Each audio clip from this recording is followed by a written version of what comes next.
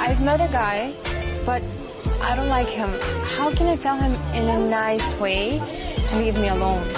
Well, usually in this case, I ask to borrow some money. Like, what do I say? It's an obvious red flag because, simply put, they're thinking about a very superficial thing, which is just me trading my body, my appearance, my rotting beauty that rots with time for money and all that.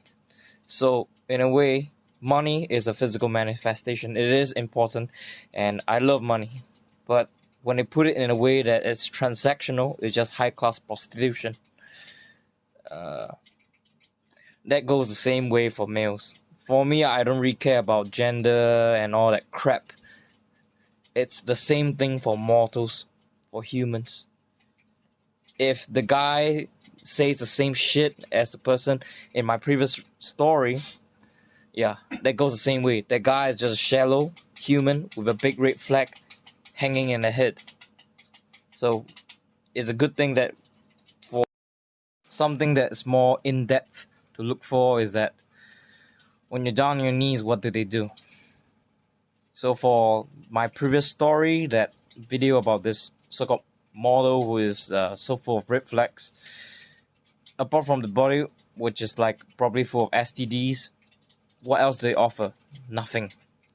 They do not offer emotional values. They do not offer maturity that could nurture descendants like your kids with healthy feminine energies or wisdom.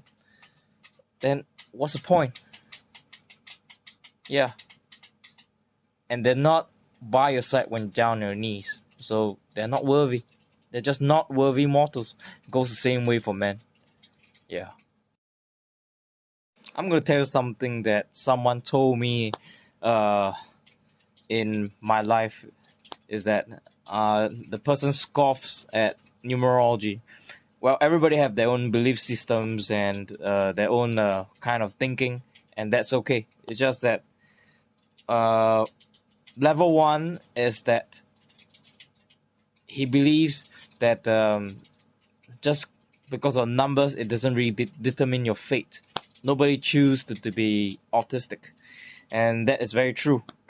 It's just that numerology gives you a sign about what directions you could cultivate in. It doesn't talk about autism. And one thing that he missed out is that science cannot answer for everything. They're just at baby steps. And those papers who just, I'll share in my next video. And for some of these science journals who just laugh at astrologies and all that, there's one thing that didn't take into account: the birth times. Well, they could get the birthdays, they could get all that. Fine. They didn't check into different moon signs, Jupiter signs, which house, 12th house, 11th house, and all that. And they didn't check into the specific birth timing charts, which may determine the intricacies and certain small little details about a person's life. So that goes.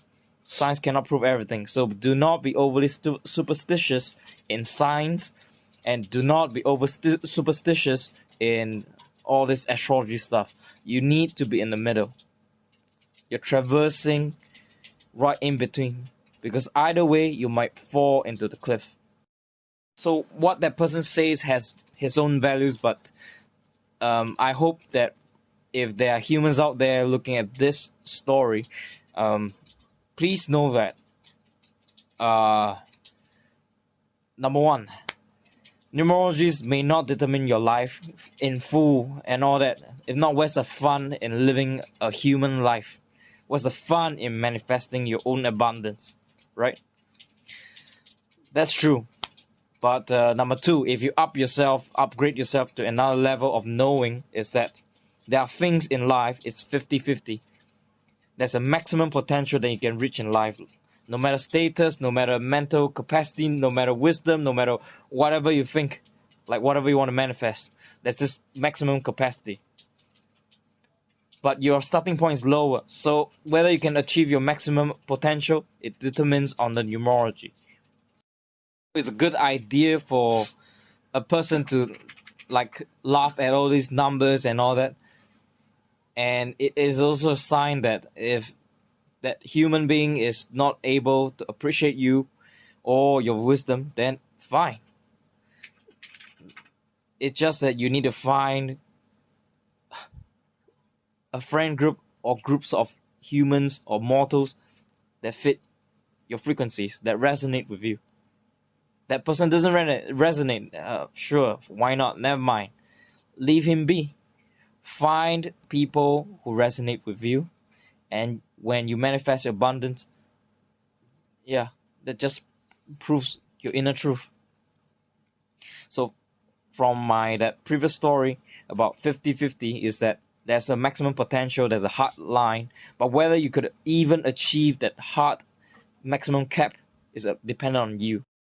Something interesting is that some people, they get enchanted by those uh supernatural or over the top kind of thing that they couldn't explain, those kind of powers, supernatural powers. But you gotta know one thing: those powers sometimes they may come at a price, or they may come at not so good price, like signing contract with an entity that you don't know, they might harbor malicious intentions, or other prices such as you need to achieve enlightenment and wisdom to have those powers unlocked. So for those who are of a religion, yeah, Jesus of Nazareth, yeah, he has his powers, and but he chose to show it all. Well, on the other hand, if you think about Buddha, he has those powers, but he doesn't want people to be enchanted by those. They don't want people to be enchanted by his powers and become and to be led astray by those superficial powers, because those powers look great, it boosts the ego and all that crap. But deep down, what's your path? What's the Tao you want to walk? Yeah. So in that sense, because of that context, Buddha chose not to display those powers, and he also asked his disciples who had those powers to conceal them, because people with too little wisdom or the dwarf of wisdom, they will get enchanted and try to reach those powers. But what you were trying to do is to reach your own unique path, your unique Tao. And along the way, those powers just come by, like intuition, manifestation, or even, flying in the ancient times. But not now. Now people are just getting distracted by the different things in this world, because it's in the multimedia era. Yeah, it's easy to get information, but is it easy to get enlightenment? Not so, because wisdom is different from knowledge.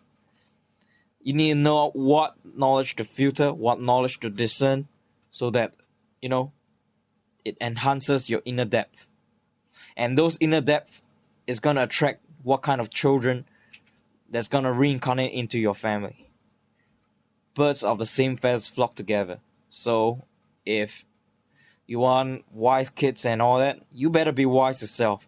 You're just going to get kids who need to go through therapy lessons because of you. Yeah, think about what you should do.